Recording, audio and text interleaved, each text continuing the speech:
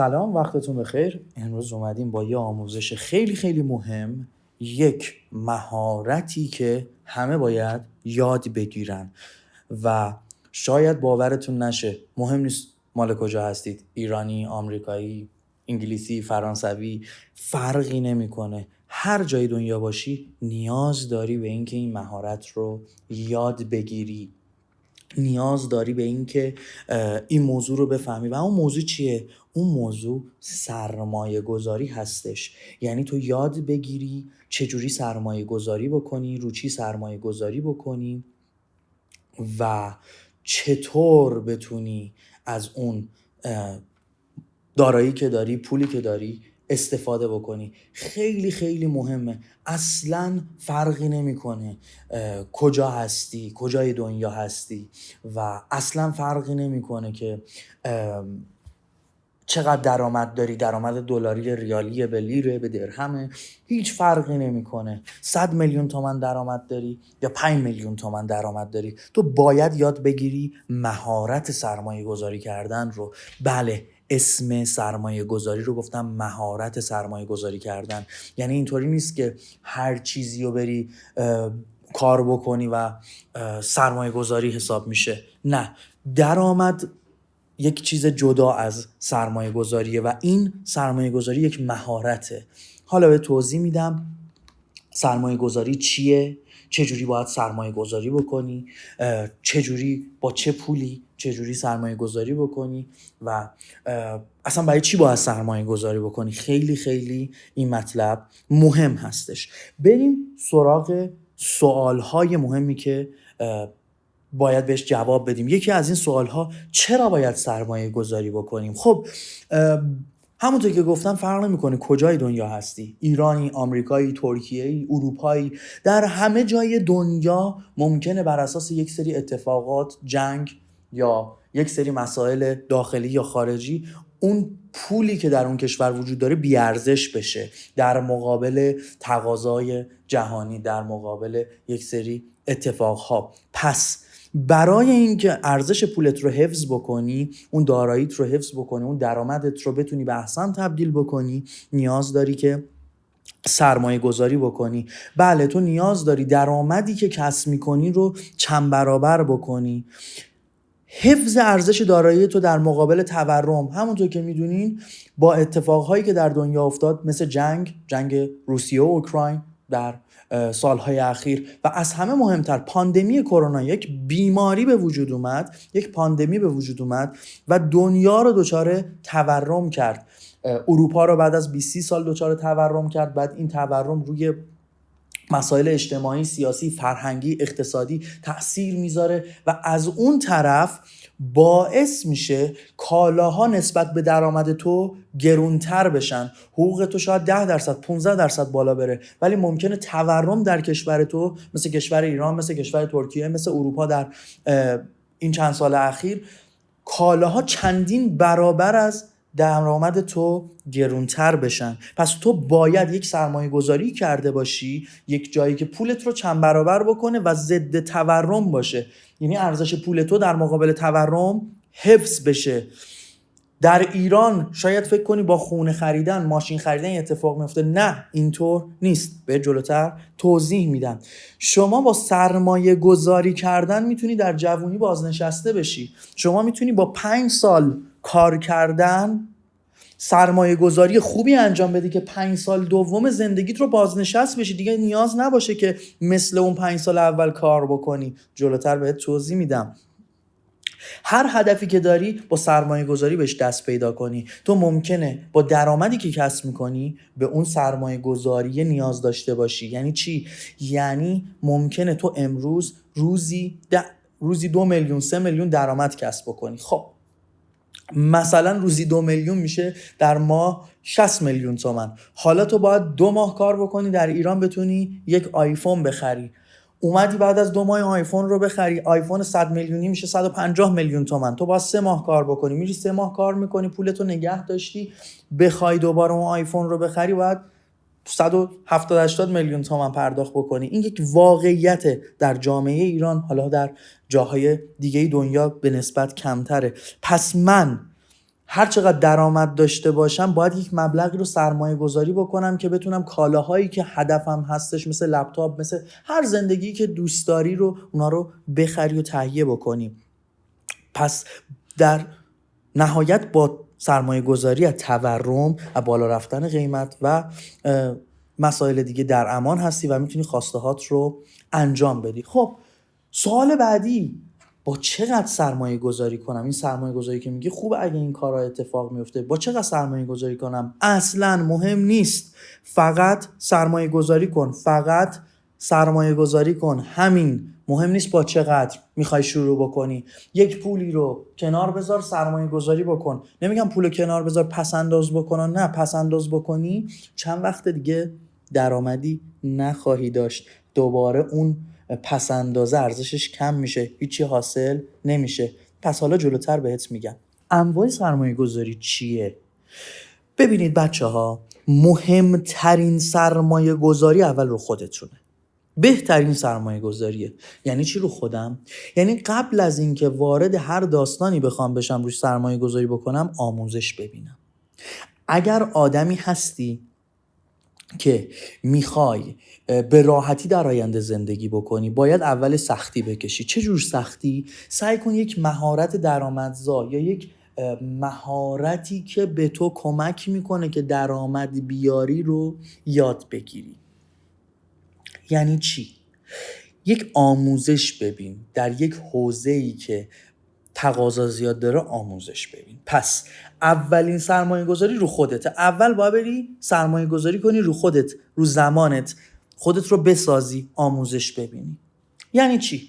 بچه ها، من همیشه این مثال رو میزنم که بعضی ها از سنگ های قیمتی مثل یاقوت، مثل زمرد، مثل حالا الماس، هر چیزی که وجود داره دارن کسب درآمد میکنن. آیا همه افراد میتونن از این حوزه کسب درآمد بکنن؟ قطعاً جواب نه هستش. چرا؟ چون ممکنه شما یک سرمایه عظیمی رو بری روی سنگ‌های قیمتی بذاری و اصلا سنگ تقلبی بدن. وقتی بلد نباشی اینها رو تشخیص بدی، عملاً سر تو کلاه میره و سرمایه گذاری اشتباهیه. حالا فرق نمیکنه رو چی میخوای سرمایه گذاری بکنی. پس من دارم میگم آموزش ببین. سنگ‌های قیمتی یکی از بهترین تجارت هاست، یکی از بهترین درآمد هاست، اما من بلد نیستم. چرا؟ چون آموزش ندیدم. ممکنه فرق بین سنگ آکواریوم رو با یک سنگ یاقوت نفهمم، واقعا نمیدونم، چون ندیدم، چون آموزش ندیدم. پس برای بخشی که میخوای کار بکنی، سرمایه گذاری بکنی، قبلش آموزش ببین، اطلاعات کسب بکن، راجبش مطالعه کن، همه چیزش رو، زیر و بمش رو در بیار، بعد وارد اون حوزه بشو. حالا که فهمیدم رو خودم باید سرمایه گذاری بکنم، کجا برم سرمایه گذاری بکنم بعد از اینکه آموزش رو یاد گرفتم؟ یا قبل از این داستان رو چی آموزش ببینم؟ چه آموزشی ببینم؟ از کجا بفهمم؟ الان من بهت میگم. اول از همه، جایی که میخوای سرمایه گذاری بکنی، همیشه یادت باشه سطح دانش تو ارتباط مستقیم داره با موفقیت تو در اون سرمایه گذاری. یعنی هرچی اطلاعات بیشتری داشته باشی، هرچی بیشتر بدونی در اون حوزه، سرمایه گذاریت موفق تر خواهد شد. پس دوباره برمیگردی به آموزشه. اول سطح دانشت رو ببر بالا. خب بعدی، رو چیزی که میخوام کار بکنم سطح ریسک پذیریش رو بسنجم. یعنی چی؟ یعنی آقا من از تیپ شخصیتی خودم مطلع بشم، بدونم اهل ریسک کردنم، اهل ریسک نکردنم، اگر ضرر بکنم میتونم جبرانش کنم، جنبه ضرر کردن دارم، جنبه سود کردن دارم، همه اینا رو باید بسنجم. خب بعد از اینکه خودم رو شناختم، به خودشناسی رسیدم، بخش روانشناسیم رو حل کردم، باید برم ببینم من چه انتظاری از اون کاری که میخوام انجام بدم، سرمایه گذاری بکنم دارم. آیا به فکر سود سریعم و کمم؟ آیا به فکر سود زیاد در بلند مدتم؟ برای خودت چشم انداز بنویس، تکلیف خودت رو مشخص کن. بعدی، میزان سرمایه‌ام. خب هر کاری که دارم انجام میدم قبلش باید بدونم سرمایه‌ام چقدره و چقدر سرمایه‌ام رو میخوام روش بذارم و باید مراقب باشم پولی که به زندگی من آسیب میزنن رو اون سرمایه گذاری نذارم. درسته اگر آدم ریسک پذیری باشم ممکنه ریسک کنم، اما باید جدای از ریسک پذیر آدمی باشم که مدیریت ریسک و سرمایه‌ام رو هم داشته باشم. پس میزان سرمایه من فعلا مسئله مهمی نیست، ولی قطعا اگر سرمایت بیشتر باشه خب سودت هم بیشتره. ولی همیشه اینطوری نیست که ممکنه یه نفر 10 میلیارد بیاره رو همین سنگای قیمتی سرمایه گذاری بکنه ولی دانش نداشته باشه 10 میلیاردش تو یه دونه مبادله از بین بره و جنس تقلبی بگیره. پس باید بدونم که دانشم چقدر و چقدر میخوام سرمایه گذاری بکنم. نقد شوندگی مورد نیاز یعنی چی؟ یعنی رو چیزی که دارم سرمایه گذاری میکنم باید بدونم اگر من به پولش نیاز داشتم میتونم این پول رو سریع به دست بیارم، میتونم این پول رو نقد بکنم. مثلا در بازار مسکن نقد شوندگی خیلی سخت‌تر از مثلا سرمایه گذاری رو طلا و دلاره به صورت مثال، یا سرمایه گذاری روی بازار سهام و ارزهای دیجیتال نقد شوندگی سریع، در لحظه تو میتونی پولت رو نقد بکنی و بگیری و وارد حالا زندگیت بکنی اگه مشکلی برخوردی. متوجه هستین؟ یا یک سری مسائل شما اگر روی کالایی سرمایه گذاری میکنی ممکنه اون کالا زمان ببره که تو رو به سوددهی برسونه و پولت رو نقد بکنه. حواست به تمام موارد باید باشه. خب حالا که من فهمیدم و خودم رو شناختم، اون موارد رو بررسی کردم، سطح دانشم، نقدشوندگی همه رو ارزیابی کردم، باید بدونم رو چیا میتونم سرمایه گذاری بکنم. اول از همه ما انواع سرمایه گذاری رو داریم. اول سرمایه گذاری با پول کم. یک سری سرمایه گذاری هستن با 5 میلیون، 10 میلیون، 1 میلیون، 2 میلیون هم میتونی سرمایه گذاری بکنی. یک سری سرمایه گذاری هستن به پول زیاد نیاز دارن، مثل مسکن، مثل ماشین، مثل کالاهای گرون قیمت، مثل سرمایه زیاد نیاز دارن. یک سری سرمایه گذاری ها اصلا سود روزانه بهت میدن، مثل سرمایه گذاری تو صندوق های سرمایه گذاری، مثل سرمایه گذاری تو بانک. یک سری سرمایه گذاری ها آنلاین هستن. یعنی چی؟ یعنی من بر اساس کاری که میکنم، دانشی که انجام میدم، مثلا من میرم طراحی سایت یاد میگیرم، آنلاین انجام میدم، پول میگیرم، درسته کارمه، ولی سرمایه گذاری کردم رو اون حوزه، یا محصولی میفروشم یا یک محصولی رو میخرم اونجا میذارم، اینا میشه سرمایه گذاری. در 20 سال اخیر در ایران مردم روی همین حوزه ها سرمایه گذاری کردن، یا مسکن بوده، یا دلار بوده، یا طلا بوده، یا سپرده بانکی، یا بورس، یا خودرو. ببینید در جاهای دیگه از دنیا ممکن اصلا خودرو سرمایه گذاری نباشه، یا مثلا دلار سرمایه گذاری نیست در آمریکا، دلار پول رایجشونه. من میخوام بهت بگم اینا رو بذار کنار، این موارد برای تو نون و آب نمیشه. واقعیت ها با فکت بهت نشون میدم. بهت میگم از سال 1380 تا امروز که 1402 هستیم، یعنی ظرف 22 سال چی عجیب غریب رشد کرده. بیا بعد مقایسه بکن با مسائل دیگه. خب من چیزی که به تو پیشنهاد میدم رو در انتهای صحبتم میگم، اما خب چیزایی که افراد سرمایه گذاری کردن رو میخوام از لحاظ تیپای شخصیتی بررسی بکنم. بازار ارز، تو اگر بری روی ارز سرمایه گذاری بکنی، دلار، یورو، پوند، حالا باید اولا رو سرمایه گذاری که میکنی باید ارزها رو بشناسی، اقتصاد کشورها رو بدونی، پس به یک سری دانش نیاز داری. ممکنه کدوم پول رشد بکنه، کدوم اقتصادش بعد ممکنه بریزه پولش، پس باید اینا رو بدونی. خب ریسک سرمایه گذاریش توش چیه؟ متوسطه. بازدهیش هم متغیره، ممکنه در یک سال خیلی خوب باشه، در یک سالی اصلا راکت باشه. خب من به شما چی دارم میگم؟ من به شما دارم میگم این بازار ارز برای تو ممکنه مناسب نباشه، دلیلش رو بهت میگم. خب بازار طلا و سکه مثل قبلی ریسک سرمایه گذاریش متوسطه، بازدهیش هم متوسطه، مناسب افراد خنثی. همینجوری میگیری، نه عجیب غریب رشد میکنه، نه اینکه حالا ممکنه افت بکنه، خیلی خنثی. بازار مسکن. خب با توجه به گرون شدن مسکن که وجود داره، ریسک سرمایه گذاری پایینه، یعنی قیمت مسکن بر اساس عرضه و تقاضا بالا میره، ریسک پایینه، بازدهیش بالاه، اما مناسب افراد ریسک گریزه. اما در نظر داشته باش به سرمایه خیلی زیادی نیاز داره. اما حالا بازار ارز و طلا و سکه به سرمایه گذاری کمتری نیاز داره. بازار بورس در ایران، ریسک سرمایه گذاری در بازار ایران به شدت بالاه، بازدهیت هم متغیره. افرادی که ریسک زیادی دارن میتونن برن تو این بازار سرمایه گذاری بکنن. خب یک سری موارد جدید اضافه شده مثل بازارهای ارزهای دیجیتال.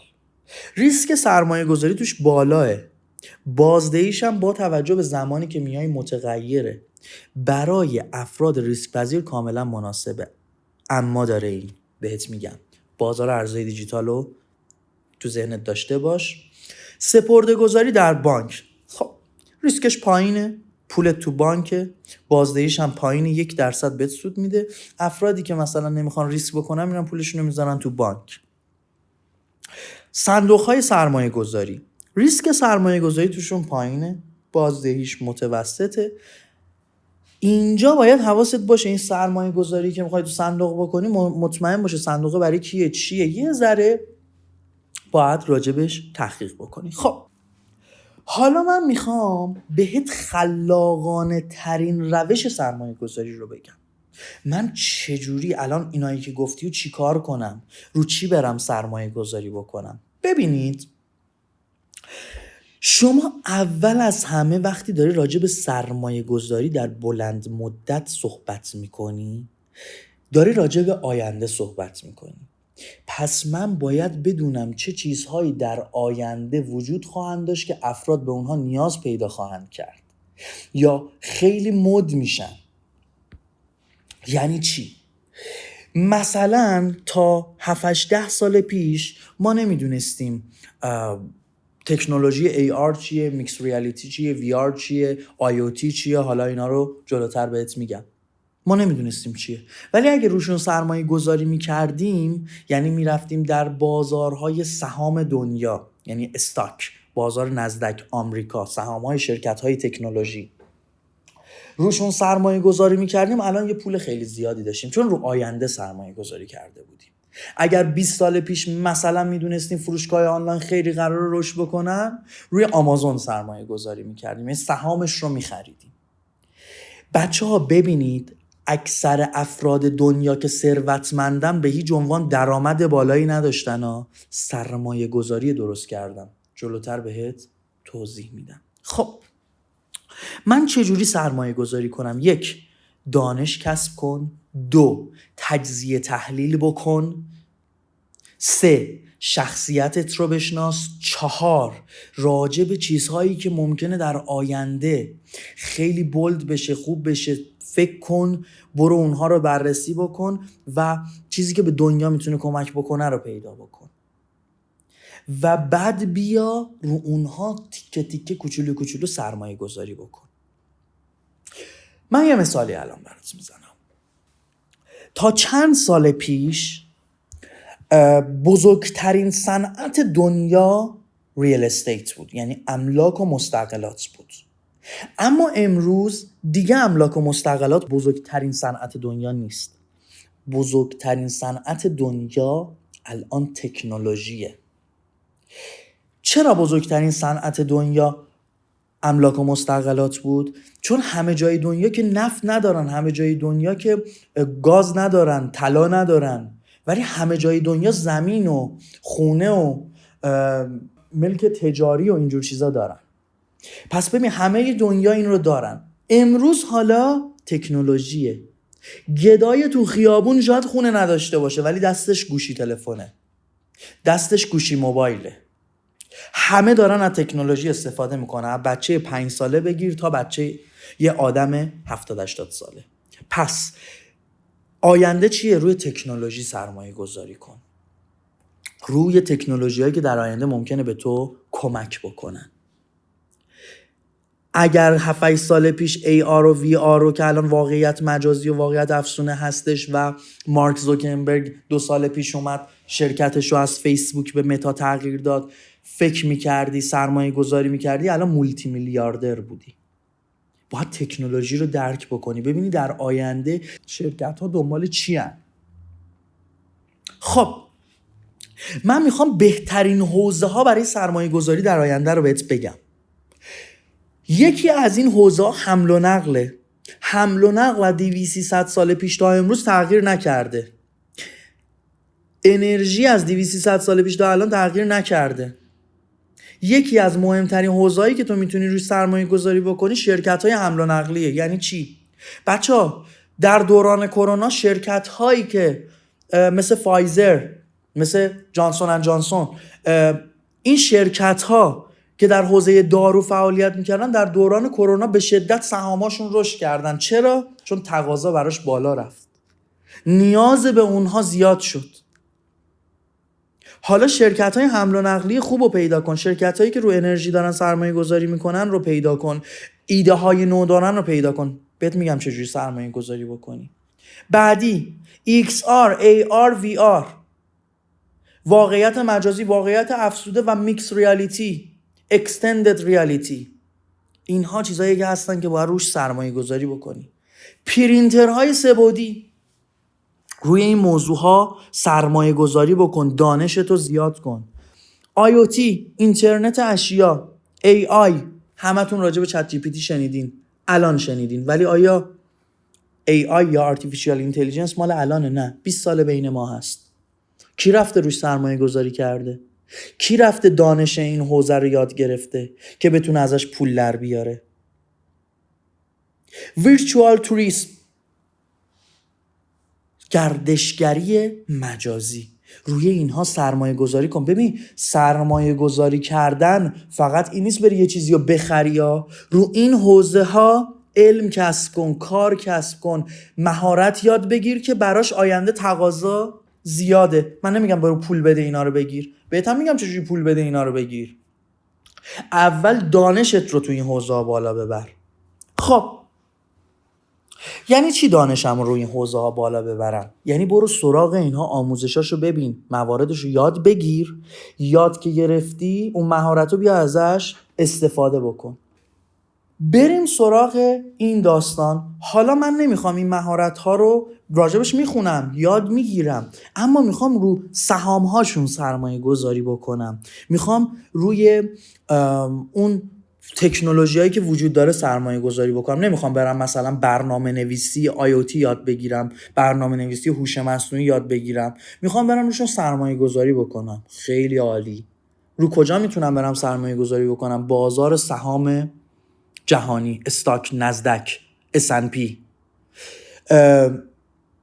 روی ارزهای دیجیتال. ارزهای دیجیتال چی هستن؟ سهام‌های شرکت‌های تکنولوژی هستن. میتونی با بررسی اونها، آموزش اینها سرمایه‌گذاری خوبی انجام بدی. خب من گفتم سرمایه‌گذاری مثل مسکن وجود داره، مثل ماشین وجود داره، طلا وجود داره. همه رو بریز دور. چرا؟ بیا رو این داستانا سرمایه‌گذاری نکن، وقت خودتو تلف نکن. بچه‌ها اگر 10 سال پیش $100 یکی از این موارد رو میگرفتین، امروز چقدر پول داشتید؟ اگر میرفتی سهام علی بابا رو میگرفتی 10 سال پیش $208 الان پول داشتی. اگر والمارت رو میگرفتی، والمارت فروشگاه‌های زنجیره‌ای، $271. حالا کاری ندارم دیگه به بقیهش. اگر میرفتی سهام مایکروسافت رو میگرفتی 10 سال پیش با $100 رو موقع میشد چقدر؟ میشد 1,000,000 تومان 10 سال پیش. تو الان $1,000 پول داشتی، یعنی 50 میلیون پول داشتی. حداقل پولت چی شده بود؟ 50 برابر شده بود. حالا اگر میرفتی روی ویزا سرمایه گذاری میکردی میشد $1,700. میرفتی اپل سرمایه گذاری میکردی میشد $2,400.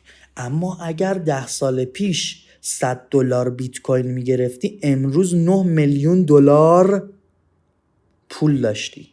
بچه‌ها بیت کوین 10 سال پیش $1 بوده، امروز بیت کوین $27,000. یعنی با تمام این که اومده پایین در طی 10 سال گذشته تا امروز 27,000 برابر شده. اگر دلار میخریدی چند برابر شده بود؟ دلار 10 سال پیش بوده چقدر؟ 1000 تومن. امروز چقدر؟ 50,000 تومن. چند برابر شده؟ 50 برابر. خونه چقدر شده؟ خونه نهایت 100 برابر شده. ماشین 206 چند بوده سال 90؟ بوده مثلا 10 میلیون تومن. امروز چقدر شده؟ 1 میلیارد تومن. چند برابر شده؟ 100 برابر شده. بچه ها بیت کوین و ارزهای دیجیتال 27,000 برابر شدن. هیچ دارایی از 10 سال پیش تا امروز انقدر رشد نکرده.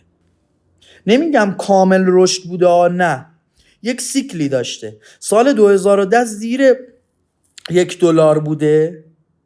امروز که سال 2023 ما هستیم حدوداً $27,000 قیمت امروز. بچه ها امروز روزیه که 10 سال بعد باید برگردی امروز رو نگاه کنی ببینی چند برابر شده. یه داستان جالب، 10 سال پیش حدوداً یک نفر برای خرید 2 تا پیتزا 36,000 تا بیت کوین میده. برای 2 تا پیتزا 36,000 تا بیت کوین میده. اون موقع میشده مثلا حدوداً $32-33. ارزش این بیت کوین ها امروز که قیمتش $27,000 حدوداً میشده چقدر؟ به پول امروز میشه $1 میلیارد. حالا انتخاب تو چیه؟ امروز بری با اون پولت پیتزا بخوری یا با اون پولی که الان پیتزا 100 تومن 200 تومنه بری سرمایه گذاری بکنی؟ انتخاب تو چیه؟ بیت کوین یا پیتزا؟ من اینو میخوام بپرسم. 10 سال پیش طرف بیت کویناش ارزشی نداشته، رفته 36,000 تا رو داده 2 تا پیتزا گرفته. امروز پولی که میخوای پیتزا بخوری و پس انداز بکن، 5 سال دیگه نتیجهشو ببین. چجوری؟ میخوام بهت اثر مرکب رو توضیح بدم. با سرمایه گذاری با کمترین پول 5 سال دیگه میلیاردر شو. با چقدر؟ الان بهت میگم. یادته بهت گفتم درآمدت مهم نیست؟ کاملا روش هستم. بچه‌ها امروز دلار 50,000 تومنه. تو روزی $5 سرمایه گذاری کن. فکر کن رفتی هر روز پیتزا میخوری. $5 میشه 250,000 تومن. هر روز این کار رو بکن. $5 روزی ضرب در 30 روز میشه $150. $150 به پول الان، یعنی با احتساب به دلار 50,000 تومن میشه 7,500,000.